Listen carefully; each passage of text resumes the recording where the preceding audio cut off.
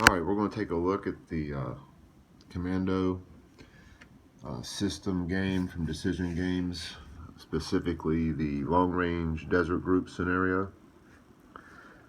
Quick overview. Each game comes with a system rules and then a scenario specific few rules. Tells you the objectives, explains the units, some special effects and so forth back here. And most of the same rules are in the system rules, but the system rules will just tell you to check the scenario rules. But first we're going to go over the map here. It's a map of North Africa. It's broken up into spaces. These yellow spaces here are desert, or sand dunes they're called. You have to stop on entering.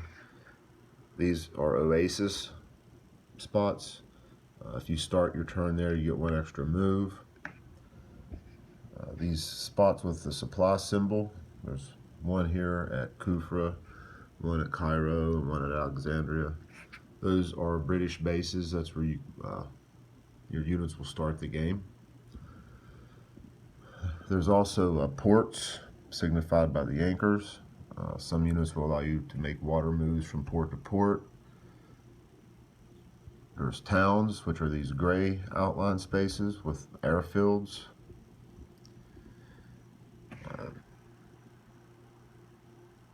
Hexagons are fortresses. There's just a couple of them on the map. And these are the land routes between them, these lines. That's how you move. You move from point to point. This white dashed line is the 1942 safe line. There's certain scenarios where you have to start on one side of the line or the other, depending on what year the scenario is. And the game comes with 4 different scenarios, and or missions, I guess you would call them. And they all have a start date at the top, and it explains a couple of other things. We'll get to that. Also on the map are some charts, a random objective location. When you're placing the objective, you roll 2d6 and place an objective in that spot. If you roll the same spot more than once, you just roll again. Up here is where you keep track of your operation points. You begin the game, the mission card will tell you how many operation points you have. That's basically your turn limit. When you're out of operations, game's over. Up here is where you keep track of your killed in actions. You never want this to flip over to the minus side. It's hard enough already to get enough killed in actions to complete the scenario.